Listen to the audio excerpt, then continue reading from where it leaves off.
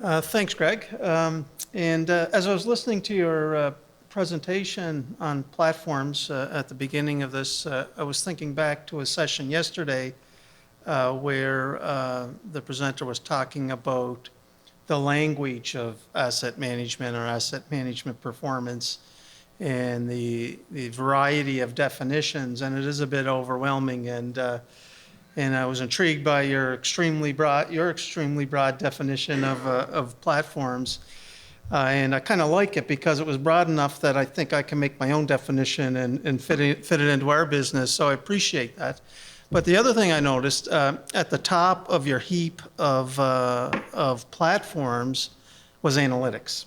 And so I was pleased to see that because I think from our company's perspective, our journey in asset management and our development as we look in the near term is towards analytics, and in particular analytics driving maintenance strategies. So I thought that was a good definition and a good high-end conclusion for what we think platforms should be.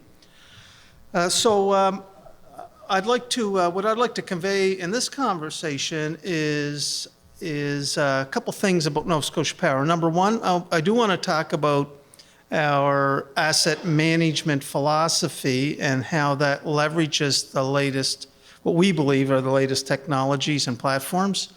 I want to talk about our journey and our technological successes, or what we believe as successes anyway in that journey. And I do want to talk about a little bit about the future, or what we see as the future in asset management. But first, a message from my sponsor. So I am from Nova Scotia Power, and that's a utility in the province of Nova Scotia on the far east of Canada. And we are part of a larger company called Emera, which is also a Canadian company based out of Halifax. Emera was originally Nova Scotia Power and has grown into a significant energy player in North America with holdings in the Northeast. Tampa Electric is an Emera company, New Mexico Gas, and very significant holdings in the Caribbean. In fact, probably the major energy player in the Caribbean.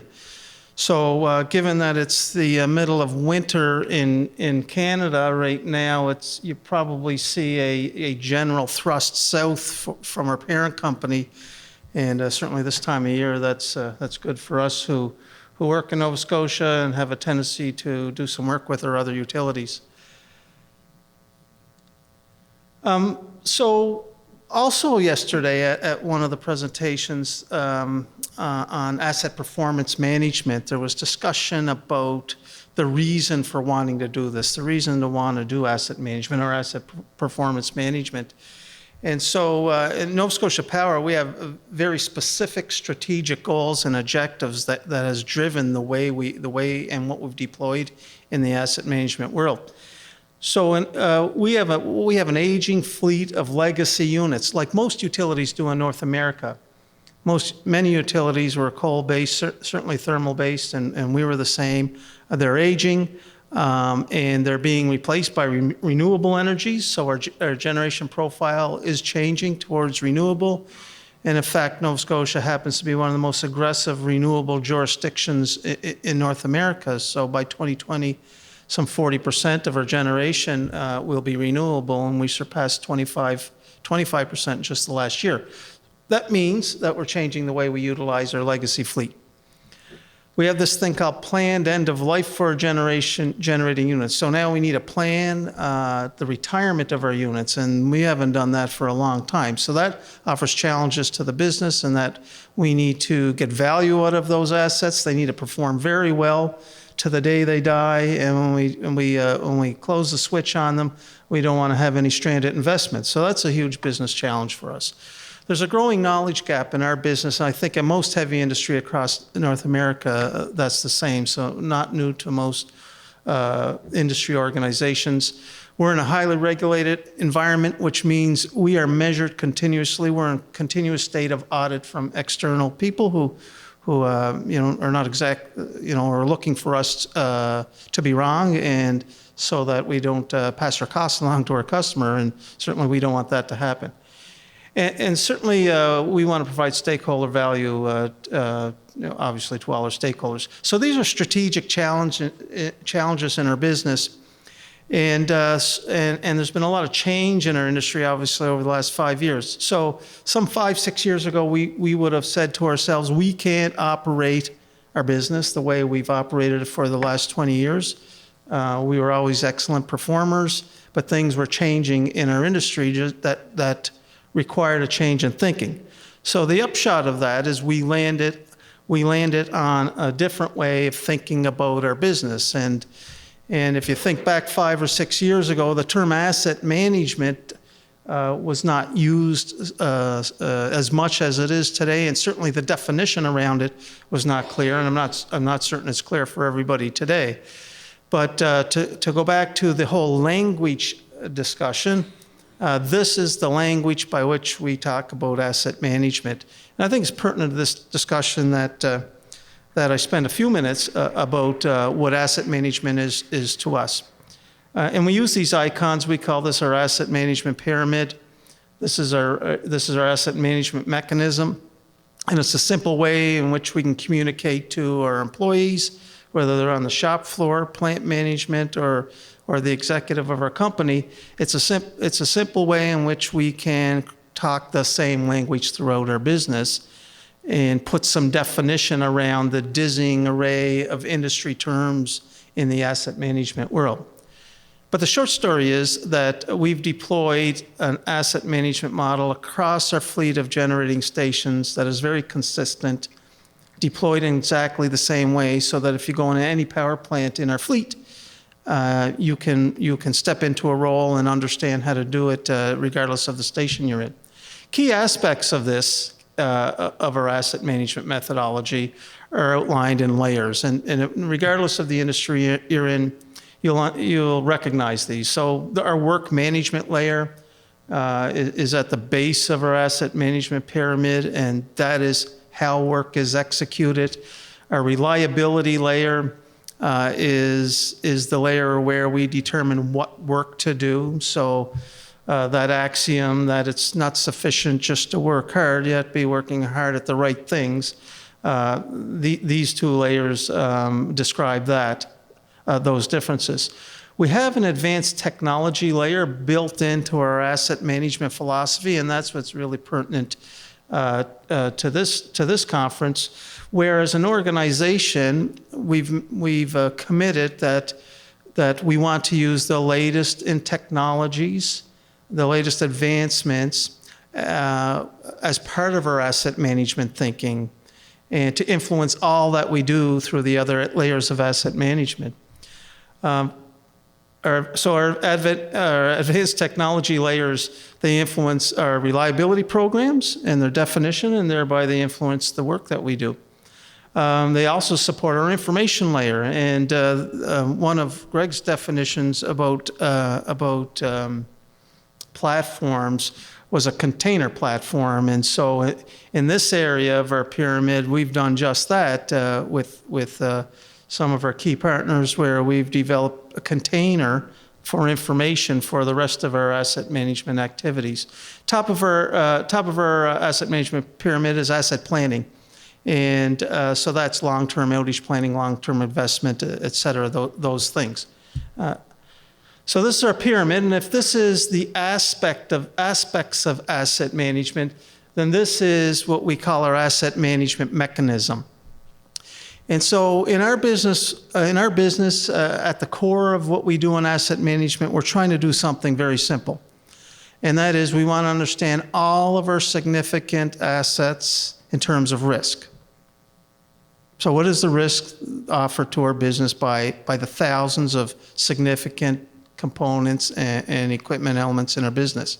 So this is central to our asset management methodology. And the approach is very standard in the industry, and that is, we want to understand how critical each piece of equipment is, and we want to understand the condition of each piece of equipment. You multiply the two together and you get risk. So it's not more complicated than that. but it drives something very significant. And what that is, it enables us to focus on our highest risks in the business, across our fleet of generating stations, and helps us focus in on our mitigating measures for those key risks in our business. So this process is actually not very complicated, and there's a little bit of discipline and business process that's required. But the key to this, and the most complicated and interesting area, is how we understand the condition of our assets. And we do that as an output from our maintenance strategy. So, quick reliability lesson, maintenance strategies for those who don't come out of that sphere is preventative maintenance and predictive maintenance and operator surveillance and performance testing and health assessments. And increasingly it's things like predictive pattern recognition and the more advanced tools. So because we have a methodology that deploys our maintenance strategy in a very common way across our business, and because those activities are highly prescribed and managed, the intelligence from all those aspects of our maintenance strategy are gathered into a central location, a platform, if you will, and enables us to consistently and in a quality way understand risk across our business. So that's Asset Management 101 from Nova Scotia Power's perspective. The upshot of this is because we've containered, and thanks for that word, I wasn't sure what I was going to use, because we've containered all of our information in a central platform. Now today we have great visibility into our operations from many different aspects. So this is a high-level executive scorecard which rolls up information from our entire business to understand our performance from a safety perspective, from an environmental perspective, from an equipment performance perspective, environmental perspective, and so on.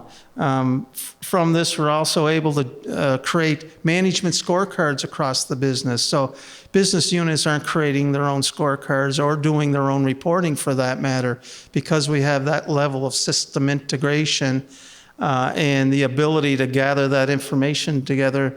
Now, our management mechanisms are highly automated and identical across the fleet. And so that creates huge management visibility from the supervisory level through plant manager through to the executive. So this as I said, gives management an opportunity to understand their business. The other thing that this does for us, and this is really, I think, most relevant to this discussion, is we're able to collect all of our information related to our equipment into asset health indicators, or something that we call asset health indicators, and actually our provider calls it asset health indicators. And so not only health information like the last vibration reading or thermographic reading or motor current monitoring reading, but also compliance to programs. So are the programs delivering that information? What's the quality of those programs? Is that piece of equipment a bad actor? Is its backlog severity high, low? So this platform collects all that information, and that provides great intelligence for us to make decisions. So how does that all fit together? So highly integrated maintenance, asset management programs and practices, highly integrated, delivering the outputs of which delivering health information into what we call our asset health indicators, and that information enabling us to understand risk. So this is an important feature of in our business, and it's something we call Asset Management 1.0. But there's something interesting happening in the business, and I want to talk about maintenance strategy optimization. So the same things, asset health indicators, performance metrics, monitoring, reporting, and understanding risk. Obviously, we want to continue to do that well. We want to do it better. And at the heart of that for us is this thing called maintenance strategy optimization. And maintenance strategy optimization is about moving from our traditional approach to maintenance strategy. We call this moving to the left in the maintenance strategy environment, more predictive maintenance with integrated programs, more surveillance activities in a mobile environment to provide information instantaneously, and increasing, we call this predictive pattern recognition. You might know it as advanced pattern recognition. Increasingly, the use of these tools to understand the health of our assets. And more importantly, displacing these more costly and less effective maintenance strategies in favor of these more intelligent mechanisms. So we call this move, it's our move towards the next version of asset management for our business. And what's happening in the industry, and what we're hearing about this week, and really is quite exciting, is that the amount of information that we're more easily and more inexpensively able to gather into our business is growing quickly. And so for us, part of that mechanism, and I hear a lot about securities today, and we're required to be very secure as well. One of the ways in which we're trying to bypass that is with sensor technology, bypassing control systems directly into reliability systems. So we avoid some of those security concerns. The costs of the technology, the reduction of costs in that technology is happening very quickly and is enabling us to think about sensoring equipment for non-control purposes. And so this is a push in our business right now.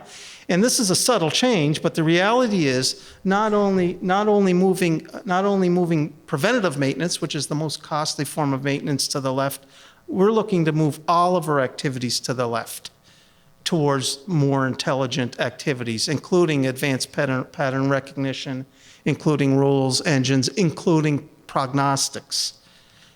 And if you want to look at it another way, from an operational perspective, we're reducing the size of the footprint and the cost and the effort within the traditional strategies and moving it into the highly technical and automated strategies. So that's good, and the technology is wonderful, but at the heart of it, we still need we have to integrate the business processes and the technology such that we're collecting information. And this is transformative, and somebody on the executive panel said today that technology is available, but the business transformation is the hard part, and I agree with that 100%. So how you're able to redefine all the activities in your business, and we represent that in our pyramid, but the work behind that, such that you're collecting all of that information in a singular container to understand the health of your assets and guide your decision making is all important. So some things that we're doing with that information, we're doing health calculations. So our information is being integrated to say, I understand the health of my asset or the condition, so therefore I can calculate at risk. We're starting to apply rules engines so that we're taking all that information from our health indicators, applying rules to it, and coming up with next generation intelligence to inform us about the health of our assets and give us some portent of the future on what their health is going to be, which by definition is prognostics. So ongoing development in the area of rules engines, that's the state of the art in prognostics in a widespread way today. More complex rules engines, which obviously start to get unwieldy because just by looking at it, you can see that it gets complex as your rules engines get more complex. But we think that the journey today, where the journey is going, is towards prognostics. And so if you think about moving to the left in our maintenance strategy, as I talked about, this level of intelligence is now informing higher end tools and mechanisms to evolve from traditional maintenance strategies to more advanced. So many aspects of value here, and to close, why do it? What's the value proposition? So risk determination is critical, supports decision-making throughout the organization. For us, due diligence is a huge factor. Measurement and reporting in many organizations is very difficult, so this move enables that. But at the core of it, more effective management, and so and that sells well at every level of the business. So I think I'll end there as my time's up, and thanks very much.